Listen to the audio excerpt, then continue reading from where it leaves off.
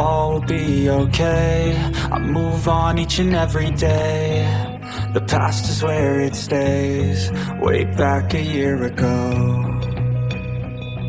I've changed for the better this time. I thought I would never be fine. I strive just to say I'm alright, and for the first time in a long time I'm alright.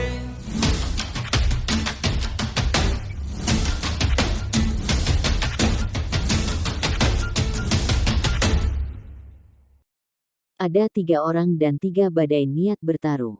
Bei Bei, Huo Yuhao, dan Wang Dong mengambil langkah besar ke panggung turnamen. Mereka tidak bisa melupakan Su Sanxi yang jatuh, juga Xiao Xiao yang terluka parah, atau He Kaitu yang terkuras abis. Segalanya telah dilakukan untuk kemuliaan Shrek. Pada saat yang sama, ini adalah kemuliaan milik Sekte Tang. Selain Su Sanxi dan Jiang Nanan, yang ikut serta dalam pertandingan pertama, 5 orang yang tersisa adalah Shrek Academy dan Tang Sek. Yang terakhir adalah sekte yang telah dilupakan oleh orang yang tak terhitung jumlahnya, namun telah berkontribusi banyak pada dunia para penguasa jiwa.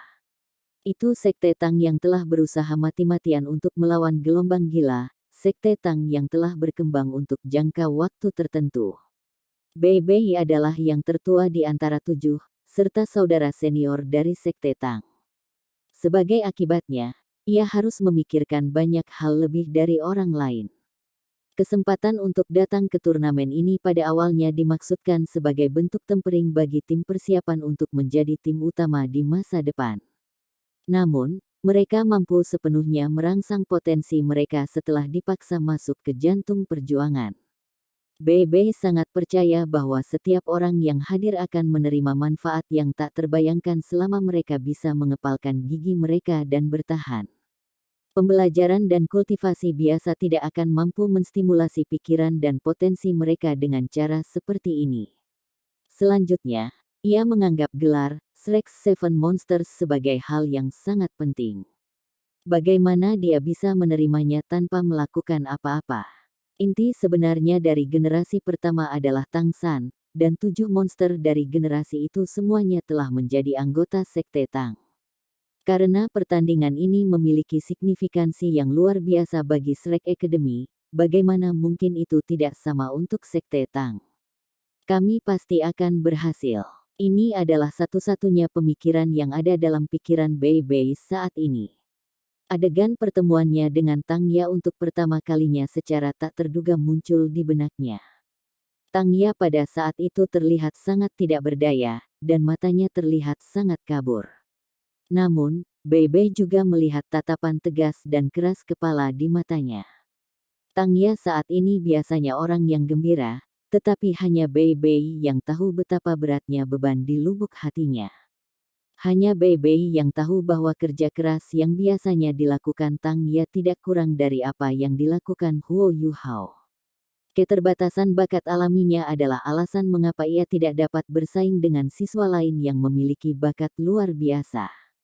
Tang Ya tidak pernah mengeluh tentang apapun, tetapi dalam kenyataannya, arogansi yang berasal dari miliknya dengan Sekte Tang tidak pernah berkurang. Bei Bei tidak pernah mengatakan hal ini kepada Tang Ya, tetapi meskipun usianya baru 15 tahun, ia menganggap bahwa ia adalah pria yang bisa mengangkat langit untuknya. Karena dia telah memilih Tang Ya, dia akan melakukan semua yang dia bisa untuk kebangkitan kembali Sekte Tang. Selain itu, ada alasan yang lebih dalam untuk ini. Dedikasi yang dia berikan kepada Tang Sekte bukan hanya untuk Tang Ya saja. 4 dari 7 anggota tim resmi Akademi Jaski sudah keluar, dan anggota yang tersisa secara alami Ye Wuking dan 2 anggota lainnya yang dia pimpin. Ini juga pertama kalinya Ye Wuking melangkah ke panggung turnamen. Ye Wuking tidak terlalu tinggi, tapi dia sangat bagus. Jubah prajuritnya yang pas menunjukkan bahwa tubuhnya tidak terlalu berbeda dari orang biasa, juga tidak tampan. Satu-satunya fitur yang menentukan adalah wajahnya, yang tidak pernah mengungkapkan emosi. Bahkan matanya acuh tak acuh, membuatnya seolah-olah semua yang baru saja terjadi tidak memengaruhinya sama sekali. Tidak ada yang bisa dilahirkan dengan watak seperti ini. Jumlah informasi yang dimiliki Wang Yan pada Ye Wuqing jarang sampai pada titik di mana itu bisa disebut menyedihkan. Lagi pula, Akademi Jaski tidak pernah menampilkan sesuatu yang menyerupai ancaman bagi tim resmi asli Akademi Shrek. Seorang pria dan wanita berdiri di samping Ye Wuqing. Pria itu memiliki wajah yang agak jelek, hidung terkulai, sepasang mata kecil, bibir tebal, dan tinggi di bawah rata-rata. Bahkan rambutnya agak menyebar tipis. Fakta bahwa ia dapat berpartisipasi dalam turnamen ini berarti ia paling banyak berusia 20 tahun, tetapi ia terlihat jauh lebih tua dari usianya yang sebenarnya. Namanya Sangguan Ken, dan dia adalah master jiwa tipe kontrol alat bantu. Di antara siswa Akademi Jaski yang telah berpartisipasi dalam putaran pertama turnamen eliminasi, dia adalah orang yang telah meninggalkan kesan terdalam pada Wang Yan. Kemampuannya di bidang kontrol bantu dapat dilihat dari fakta ini. Siswa perempuan yang berdiri di samping Ye Wuqing jauh lebih cantik. Rambutnya yang panjang dan berwarna merah api menjuntai di bahunya, dan wajahnya yang menawan bahkan bisa dianggap menyenangkan. Meskipun dia bukan cantik mutlak seperti Jiang Nanan, dia masih dipenuhi dengan aura masa muda. Tubuhnya sangat berkembang dengan baik, memberikan perasaan keinginan untuk semua penonton. Dia dipanggil Yaner, dan dia adalah seorang master jiwa pertempuran tipe serangan yang berspesialisasi dalam serangan jarak jauh. Dia agak mirip dengan pengguna dari Purple Flower Bow, Tang Xiaolei, dalam hal kemampuan, tapi dia tidak memiliki kekuatan ledakan yang dimiliki oleh yang terakhir. Namun, dia jauh lebih baik daripada dia dalam pertarungan berlarut-larut. Sangguan Ken dan Yaner sama-sama leluhur jiwa berdering 4, tetapi budidaya mereka telah mencapai peringkat 46. Di sisi lain, Ye Wuqing adalah Raja Roh tipe serangan peringkat 58. Meskipun mereka belum mengirimkan barisan terkuat dari 3 Raja Roh, Ye Wuqing masih bisa meninggalkan grup ini untuk pertandingan terakhir. Dalam hal kemauan dan keyakinan untuk menang, mereka tidak kalah dengan Shrek Academy. Ini adalah kesempatan bagi Akademi Jaski untuk membuat sejarah. Jika mereka bisa menjadi akademi pertama yang mengalahkan Akademi Shrek, yang telah terkalahkan selama beberapa ribu tahun, kemuliaan yang akan mereka peroleh akan dapat membuat 7 anggota Akademi Jaski dihormati selama seluruh hidup mereka. Kedua belah pihak berjalan ke tengah panggung turnamen, lalu saling memandang. Karena kedua pemimpin tim tahu siapa rekan mereka, Bei Bei tidak angkat bicara. Di sisi lain, orang pertama yang berbicara sebenarnya adalah Ye Wuqing. Shrek masih Shrek. Meskipun saya tidak tahu mengapa Shrek Academy akan mengirim kalian untuk berpartisipasi dalam turnamen ini, Anda telah menggunakan kekuatan Anda untuk memenangkan rasa hormat kami. Bahkan jika Anda kalah, Anda tidak akan kehilangan muka untuk Shrek Academy. Saya dipanggil Ye Wuqing, dan saya adalah pemimpin tim Akademi Jaski. Petik 2. Aku dipanggil Bei Bei. Bei Bei berkata dengan acuh tak acuh. Adapun untuk kemenangan atau kekalahan, kita hanya harus melihat setelah pertandingan. Ye Wuqing mengangguk ringan. Justru karena rasa hormat yang kami miliki untukmu, kami akan habis-habisan. Anda memiliki kemuliaan yang dimiliki Akademi Shrek, dan kami juga memiliki kemuliaan yang dimiliki Akademi Jaski. Kami pasti akan memenangkan pertandingan ini. Petik 2. Sudut mulut Bei Bei berkedut. Kamu berbicara banyak omong kosong. Mata dingin Ye Wuqing berkedip sedikit. Dia mengulurkan ibu jari kanannya, lalu perlahan-lahan memutarnya ke bawah. Namun, Bei Bei mulai tertawa. Itu selalu orang-orang seperti kamu yang bertindak seperti semua orang berutang uang padamu sehingga orang lain tidak benar-benar tahu bahwa kamu mencoba menariknya keluar. Saya akan segera mengirim Anda keluar panggung untuk menyelamatkan Anda dari rasa malu. Sungguh tidak memalukan untuk mengalami sembelit. Petik 2. Su Sanqi adalah orang yang menyimpang, tapi dia jauh dari tingkat Bei Bei di tempat sampah, apalagi orang seperti Ye Wuqing, yang berkultivasi pahit sepanjang hari. Wajah tenang Ye Wuking mulai memerah, dan otot-otot wajah kedua rekan timnya bergerak-gerak ketika mereka berusaha untuk tidak tertawa. Jelas, mereka juga tidak menyukai wajah tanpa ekspresi Ye Wuking. Wasit menyela kedua partai yang saling bertikai sebelum pertandingan. Kembali, bersiap untuk pertandingan. Ye Wuking mengarahkan jarinya ke Bei Bei, lalu bergerak mundur. Bei Bei bergumam pada dirinya sendiri, aku hanya membenci orang-orang yang paling menunjukku. Saya pasti akan memecahkannya nanti. Petik 2. Kedua pihak mundur, dengan cepat mencapai ujung panggung turnamen yang baru diperbaiki.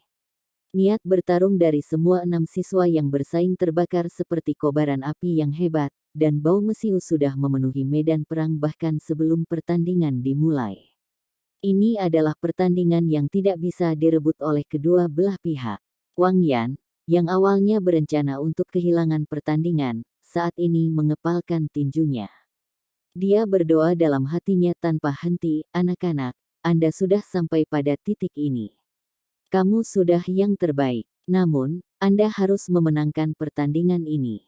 Anda adalah kebanggaan Shrek. Seorang raja jiwa dan dua leluhur jiwa sedang menghadapi tim leluhur jiwa, penatua jiwa, dan jiwa agung. Ada perbedaan besar antara kedua belah pihak, tetapi Seven Monsters Shrek tidak dirugikan selama pertandingan sebelumnya dengan situasi yang sama. Siapa yang berani mengatakan bahwa mereka tidak akan bisa menciptakan keajaiban selama pertandingan ini? Benar, mereka membutuhkan keajaiban untuk memiliki kesempatan untuk menang. Namun, monster dari Shrek Academy selalu pandai menciptakan keajaiban. Wasit memberi pandangan yang dalam pada trio Akademi Shrek, kemudian mengambil napas dalam-dalam dan berteriak, "Cocok kan, mulai." Puluhan ribu orang di Star Luo Plaza semuanya berfokus pada satu hal ini. Para penonton bahkan lupa bagaimana cara berkedip, begitu ketakutan mereka sehingga mereka akan kehilangan satu hal pun. Pertandingan ini terlalu menarik. Mereka sudah melupakan kejayaan Akademi Shrek, saat ini, hanya Shrek yang setia dan pantang menyerah yang ada di pikiran mereka. Di atas tembok kota, bahkan Kaisar tidak bisa tidak menekan tangannya ke kursinya saat dia memperhatikan dengan seksama. Akankah keajaiban benar-benar terjadi? Menurut investigasi yang dia lakukan, Shrek Academy tidak memiliki peluang untuk memenangkan pertandingan ini. Namun, mereka sudah menggunakan tindakan mereka untuk membuktikan bahwa leluhur jiwa mereka tidak akan takut pada Raja Roh, sampai-sampai bahkan Grandmaster Jiwa Dua Cincin telah berani berselisih dengan Raja Roh. Betapa gagahnya ini. Setelah deklarasi dimulainya pertandingan, kedua belah pihak merilis jiwa bela diri masing-masing. Ditemani oleh gelombang petir, sisik naga mulai menutupi setengah dari tubuh Bei Bei saat ia melepaskan Tyrannical Blue Lightning Dragon-nya. Huo Yuhao dan Wang Dong kemudian melepaskan jiwa bela diri mereka sambil berpegangan tangan dengan cara yang sangat alami. Namun, cincin jiwa merah darah tidak muncul sesuai antisipasi penonton. Apa yang muncul sebenarnya putih yang mewakili cincin jiwa 10 tahun. Saat ini, hanya ada 2 cincin jiwa putih sederhana di sekitar tubuh Huo Yuhao dan Wang Dong. Ini tidak mungkin, kan? Kontras yang tiba-tiba dan sangat besar antara cincin jiwa 100.000 tahun yang sangat kuat dan cincin jiwa 10 tahun yang sangat lemah melemparkan trio Ye Wuking menjadi linglung sejenak. Penonton juga terbang dengan riuh rendah. Bahkan jika Xiao Ringet 2 cincin muncul di pertandingan sebelumnya, seorang siswa dari Shrek Academy tidak akan pernah hanya memiliki 2 cincin jiwa putih. Huo Yuhao dan Wang Dong sama sekali tidak mempertimbangkan hal itu. Pada saat ini, hati mereka saling terkait, kekuatan jiwa mereka bergabung. Meminjam kekuatan tarikan Huo Yuhao, Wang Dong sekarang di belakangnya. Dia sudah siap untuk bertindak sebagai tokoh latar dalam pertandingan ini. Huo Yuhao dan Wang Dong sama sekali tidak memikirkan hal-hal seperti itu. Pada saat ini, hati mereka terhubung, dan kekuatan jiwa mereka digabungkan. Wang Dong merunduk saat dia menarik Huo Yuhao di belakangnya. Dia sudah sepenuhnya siap untuk memainkan peran para pemain pendukung dalam pertempuran ini. Terlepas dari apakah itu dia atau Huo Yuhao, mereka tidak akan bisa menghadapi lawan yang kuat sendiri. Namun, fakta bahwa mereka adalah teman dengan tingkat kompatibilitas 100% tidak dapat dilupakan. Mereka berdua bisa menyaingi bahkan leluhur jiwa jika mereka bekerja bersama. Baik dia maupun Huo Yuhao tidak akan mampu melawan musuh sebelum mereka sendirian, namun, orang tidak boleh lupa bahwa mereka adalah teman yang memiliki tingkat fusi jiwa bela diri 100%. Kekuatan gabungan mereka sudah cukup untuk menyamai leluhur jiwa. Wang Dong menempel di punggung Huo Yuhao dengan cara yang sangat alami. Saat dia memegangi pinggang yang terakhir, dia melepaskan Radiant Butterfly Goddess-nya. Dari depan, Wang Dong tampak seolah-olah sudah menghilang. Seolah-olah Huo Yuhao menumbuhkan sepasang sayap yang menyilaukan, yang cahaya keemasan kebiruannya memancar ke seluruh arena.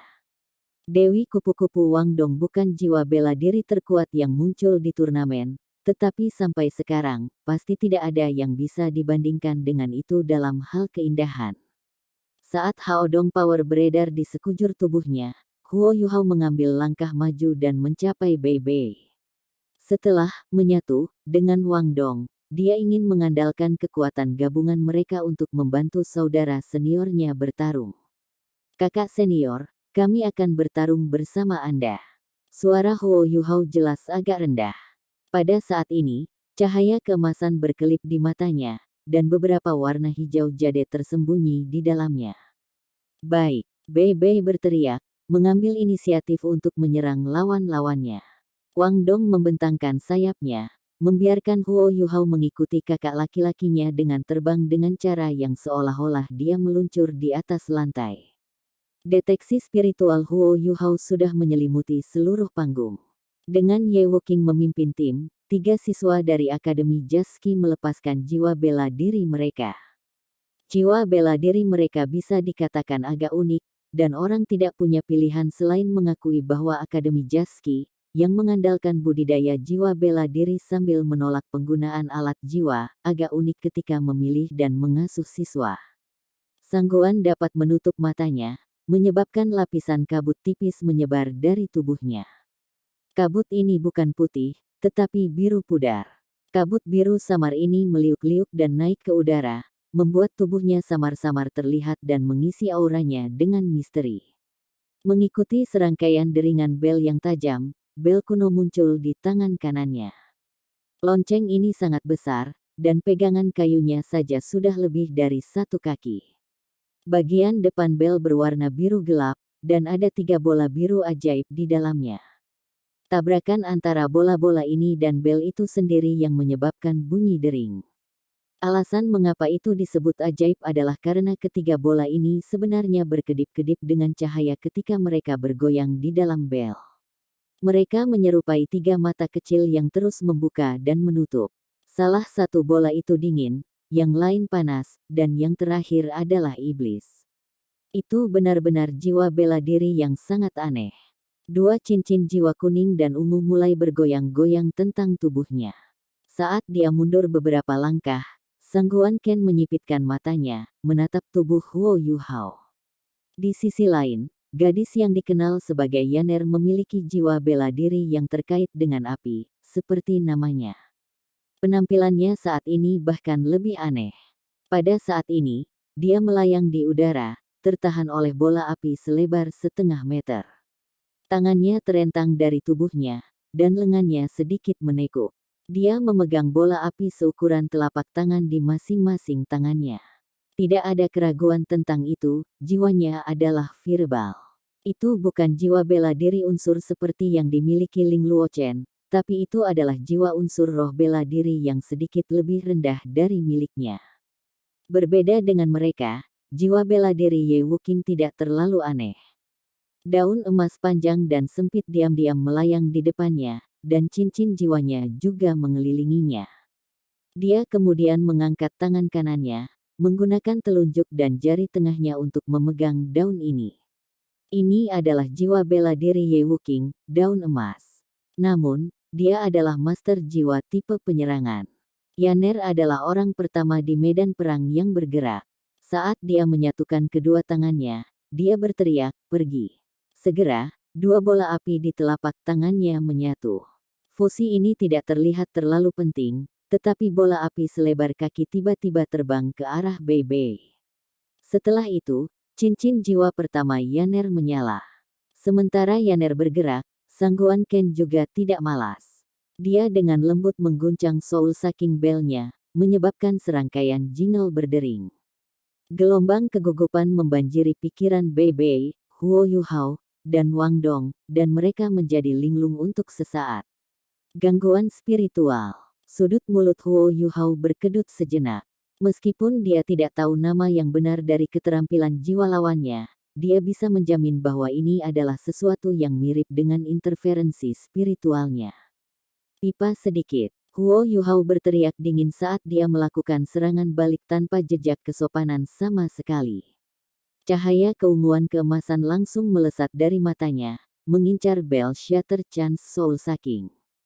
Jika Huo Yuhao dan Wang Dong benar-benar Soul Grandmasters dua cincin, kekuatan pembentuk dalam keterampilan tipe spiritual tidak akan terlalu besar. Selain itu, keterampilan apapun yang bisa dia lepaskan akan dilemahkan oleh cincin jiwa putih pertamanya. Inilah yang dipikirkan sangguan Ken. Dia adalah master jiwa tipe kontrol tambahan, membuatnya agak mirip dengan Xiao Xiao. Dia disebut master jiwa tambahan, tapi dia tidak memperkuat rekan satu timnya, dia melemahkan lawan-lawannya. Sebagai contoh, keterampilan jiwa pertamanya akan mempengaruhi pikiran semua lawan dalam rentang tertentu, dan membatalkan efek penguncian dari keterampilan jiwa lainnya. Sangguan Ken bisa dianggap cukup terampil dalam penggunaannya. Namun, dia tidak akan pernah berpikir bahwa dia akan bertemu dengan guru jiwa tipe spiritual murni seperti Huo Yuhao. Sangguan Ken masih perlu mengandalkan soul sucking bell-nya untuk melepaskan keterampilan jiwanya, tetapi kemampuan tipe spiritual Huo Yuhao sepenuhnya bergantung pada penggunaan matanya. Jiwa tubuh secara alami jauh lebih kuat dari jiwa alatnya. Dengan berbagi spiritual Huo Yuhao, kehilangan efek penguncian tidak akan mengganggu teman satu timnya. Selain itu, bukankah Huo Yuhao masih bisa mengenai lawannya menggunakan shock spiritualnya? Karena itu, sangguan Ken agak tidak siap ketika menghadapi shock spiritual Huo Yuhao. Seseorang seharusnya tidak berasumsi bahwa Huo Yuhao lemah hanya karena dua cincin jiwanya. Bahkan ahli peringkat Raja Roh seperti Shen Ce harus menderita kerugian dari kejutan spiritualnya. Dengan bantuan Wang Dong dan amplifikasi yang disediakan oleh Hao Dong Power, kekuatan jiwa Huo Yuhao sudah cukup untuk masuk ke ambang pintu leluhur jiwa berdering 4. Meskipun dia memiliki lebih sedikit cincin jiwa, semuanya setara dengan cincin jiwa 1000 tahun dalam hal kekuatan, dan shock spiritualnya diperkuat oleh Purple Demon Eyes miliknya.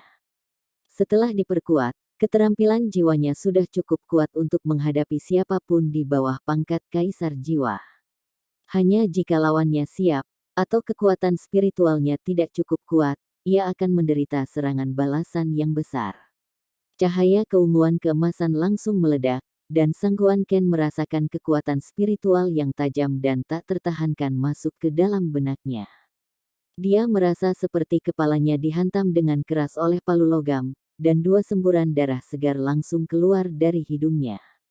Dia tersandung dan hampir jatuh, menyebabkan keterampilan jiwa pertamanya segera berakhir.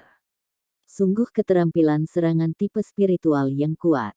Terkejut, sangguan Ken dengan keras mengguncang soul sucking bell di tangannya. Sebuah jingle yang menusuk telinga menghasilkan gelombang suara yang kuat, menyebabkan trio Huo Yuhao merasa seolah-olah kepala mereka meledak. Ini terutama benar untuk Huo Yuhao, yang baru saja mengalami serangan balasan setelah menggunakan shock spiritualnya. Langkah kakinya sedikit melambat, dan dia mengerang. Ini adalah keterampilan jiwa kedua Soul Sucking Bell, Soldeat. Pada saat yang tepat ini, Fireball Yaner akhirnya mencapai Bei Bei. Bei Bei mengangkat tangan kanannya, mengirim sambaran petir biru keunguan. Baut petir ini bertabrakan dengan bola api di udara, menyebabkan ledakan dahsyat. Bei Bei tidak berhenti sama sekali, tapi Thunderous Dragon Claw-nya telah terkuras habis oleh Fireball. Bei Bei jelas memiliki jiwa bela diri yang lebih baik, tetapi dia sedikit lebih rendah daripada Yaner dalam hal kekuatan jiwa. Ketika kedua belah pihak menggunakan keterampilan jiwa pertama mereka, mereka akhirnya menjadi sama. Yaner menghela nafas santai setelah melihat hasil pertandingan mereka. Karena lawan mereka adalah master jiwa tipe penyerangan yang bahkan tidak setara dengannya dalam kultivasi, bagaimana mereka bisa memiliki kesempatan untuk mengalahkan sisinya. Ye Wuqing bergerak juga. Gayanya untuk menyerang adalah sesuatu yang tidak diharapkan oleh siapapun yang hadir. Dia melemparkan daun yang dia pegang di antara jari-jarinya, cincin jiwa keduanya menyala saat dia melakukannya. Namun, Golden Leaf yang sangat mempesona tampaknya tidak memiliki kekuatan apapun saat itu terlempar keluar. Lebih misterius lagi, sepertinya Ye Wuqing telah melakukan kesalahan. Titik pendaratan daun itu masih 2-3 meter jauhnya dari Bei Bei dan Huo Yuhao, menciptakan parabola yang tampaknya tidak berdaya. Ye Wuqing telah memilih waktu yang sangat baik untuk menyerang, ini sama seperti Sangguan Ken telah merilis soldeatnya. Terpengaruh soldeat Sangguan Ken, berbagi deteksi spiritual Huo Yuhao menjadi lamban untuk sesaat. Pada saat itu, daun emas mendarat di tanah. Ding, Golden Leaf mendarat, menyebabkan suara garing yang tajam keluar. Tepat setelah itu, tiba-tiba ia memantul. Selanjutnya, permukaan kuning emasnya yang awalnya tiba-tiba berubah menjadi emas murni karena melonjak 3 kali lipat dan melesat ke arah Bei Bei. Namun, Golden Leaf tidak mendarat di Bei Bei. Sebuah pisau lempar kecil tampaknya secara kebetulan, namun sangat akurat, menyerang Golden Leaf di tengah jalan. Kedua benda itu bertabrakan, dan Golden Leaf melambat sesaat. Setelah itu, pisau lempar, yang kualitasnya relatif bagus, tiba-tiba meleleh. Kemudian, ledakan dahsyat terdengar, berubah menjadi sinar cahaya emas murni yang berputar-putar di mana-mana. Orang yang melempar pisau lempar adalah Huo Yuhao. Meskipun berbagi spiritualnya telah terpengaruh sementara, deteksi spiritualnya sendiri masih bekerja. Sebagai pengguna skill, kekuatan spiritualnya adalah yang terkuat dari 6 orang yang berpartisipasi dalam pertandingan ini. Karena itu, dia masih memahami lintasan daun emas. Pada saat kritis, Huo Yuhao menggunakan teknik Tang Sekte untuk mengendalikan senjata tersembunyi untuk mengirim pisau lempar untuk menyia-nyiakan kekuatan daun emas. Dia sudah merasa ada sesuatu yang tidak beres saat daun emas meninggalkan tangan Ye Wuqing, karena dia dengan jelas merasakan bahwa daun emas mengandung kekuatan jiwa yang besar, namun tidak stabil. Kekuatan jiwa ini segera beredar dengan cara yang aneh segera setelah itu dibuang. Akibatnya, akan aneh jika benda ini sesederhana itu. Bagaimanapun, ini adalah sesuatu yang dirilis oleh seorang ahli yang berada di dekat peringkat kultivasi jiwa kaisar. Meskipun reaksi Bei Bei agak lambat, dia masih memiliki pisau lempar untuk membantunya memblokir serangan. Dikombinasikan dengan peringatan Huo Yuhao, dia masih punya cukup waktu untuk mengubah arah dia bergerak dan menjaga agar tidak terbakar oleh suar cahaya itu. Tetapi meskipun ini masalahnya, dia masih merasa seolah-olah badai logam mengamuk mencoba menelannya. Apa keterampilan jiwa ini? Bei Bei tertegun. Ye Wuqing ini tampaknya memiliki jiwa bela diri yang sangat istimewa. Bahkan untuk siswa Akademi Shrek seperti dia, ini adalah pertama kalinya dia melihat jiwa bela diri seperti ini. Ye Wuqing sedikit terkejut melihat daun emasnya dicegat. Namun, daun kedua dengan cepat muncul di tangannya. Dengan kilatan cahaya keemasan, itu terbang keluar sebagai keterampilan jiwanya yang pertama lagi. Selain itu, Golden Leaf memiliki lintasan yang sangat bergoyang saat ini, dia telah melemparkannya langsung ke udara. Pada saat ini, kekuatan deteksi spiritual Huo Yuhao memanifestasikan dirinya. Huo Yuhao dan Bei Bei sama sekali tidak perlu peduli dengan Golden Leaf saat mereka terus maju. Bei Bei tiba-tiba dipercepat, menutup jarak antara kedua belah pihak hingga 30 meter. Di sisi lain, Huo Yuhao merilis interferensi spiritual yang tepat waktu. Karena bel Saking Souls Sangguan Ken dapat mengganggu mereka, mereka secara alami dapat melakukan hal yang sama untuk lawan mereka juga. Trio Ye Wuking sedikit terpana oleh interferensi spiritual Huo Yuhao. Yaner bahkan berpikir bahwa sangguan Ken telah secara keliru mengarahkan Soul Sucking Bell-nya ke arah mereka, dan tanpa sadar memandang ke arahnya. Golden Leaf tiba-tiba jatuh ke arah Bei Bei, tetapi pisau lempar muncul tepat pada waktunya untuk menghalangi jalannya. Golden Leaf milik Ye Wuking tentu sangat kuat, tapi apa gunanya jika tidak bisa mencapai target? Jika yang pertama adalah kebetulan, yang kedua jelas tidak bisa dijelaskan sebagai sesuatu yang sederhana seperti kebetulan. Trio Akademi Jaski terdiri dari satu guru jiwa pelengkap dan dua guru jarak jauh, dan karenanya, jarak secara alami merupakan sumber daya yang relatif penting bagi Bei Bei, Huo Yuhao, dan Wang Dong. Huo Yuhao juga mempercepat, tetapi dia tidak melakukan ini dengan mengandalkan semburan energi yang disediakan oleh kekuatan jiwanya. Sebaliknya, jiwa pendorong di punggung dan kakinya tiba-tiba menyala. Ini adalah pertama kalinya dia menggunakan alat jiwa di turnamen ini. Dia mengenakan pendorong jiwa yang bervariasi kecepatan di bawah kakinya, dan jiwa kelas 2 berdenyut di punggungnya, yang memungkinkannya tiba-tiba berakselerasi. Seketika, ia melintasi jarak 30 meter antara kedua pihak. Dengan kekuatan jiwa Wang Dong yang mendukungnya, dia akan dapat mengendalikan bahkan alat jiwa kelas 3, apalagi yang kelas 2. Satu-satunya hal yang layak ditunjukkan adalah bahwa, ketika dia mengaktifkan pendorong di punggungnya, Wang Dong mulai memegang bahunya alih-alih pinggangnya. Ini memungkinkannya terbang secara horizontal di udara sambil tetap sejajar dengan tanah.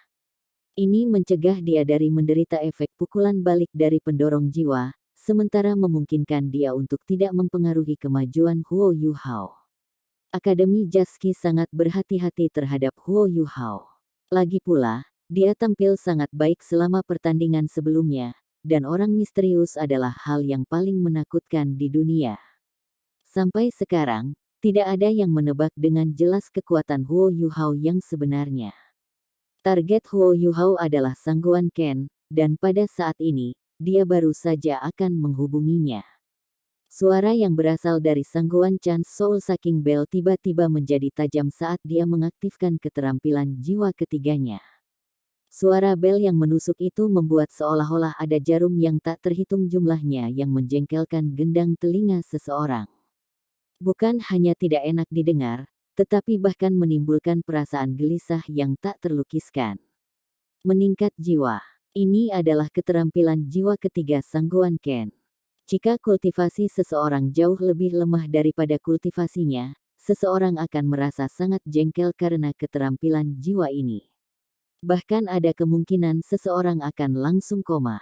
Selanjutnya, keterampilan jiwa ini mencakup area yang sangat luas. Bei Bei pengisian langsung terpengaruh, dan Wang Dong juga demikian, hanya Huo Yuhao yang bertindak seolah-olah dia tidak mendengar apa-apa. Sebelum dia mencapai sangguan, sinar putih yang agak terpelintir telah melesat ke arah yang terakhir seperti kilat. Ye Wuking dan Yaner secara alami tidak akan hanya berpangku tangan saat sangguan Ken diserang. Aura di sekitar Yaner tiba-tiba berubah, dan bola api besar tempat dia berdiri tertembak. Bola api besar pecah menjadi 5 yang lebih kecil di udara, dan 2 dari mereka menembak ke arah Huo Yuhao, sementara 3 lainnya menghalangi Bei Bei. Bukan hanya itu, tapi dia meletakkan kedua telapak tangannya di depan dadanya, dan cincin jiwa ketiganya menyala, menyebabkan bola api ungu yang sangat besar membeku di depannya. Seketika, udara di dalam panggung turnamen mulai memanas sebagai hasil dari api ungu ini. A Golden Leaf secara akurat memblokir sinar cahaya Huo Yuhao, seperti bagaimana dia melakukan hal yang sama dengan menggunakan pisau lemparnya sebelumnya. Ye Wuking telah bergerak, dia secara alami tidak akan membiarkan tuan jiwa tipe penolongnya dipukul begitu saja. Namun, sebuah adegan misterius terjadi pada saat Golden Leaf memotong cahaya-cahaya jiwa. Golden Leaf melewatinya, seolah-olah tidak menemui perlawanan sama sekali. Ye Wuking awalnya berencana untuk menggunakan daun emasnya untuk memblokir serangan Huo Yuhao, menyebabkannya meledak dan menghasilkan kekuatan ledakan dari badai logam yang akan dibuatnya. Dia yakin menghentikan langkah Huo Yuhao berikutnya sebelum menggunakan keterampilan jiwa yang lebih kuat pada dirinya dan Bei Bei. Namun, dia telah melakukan kesalahan.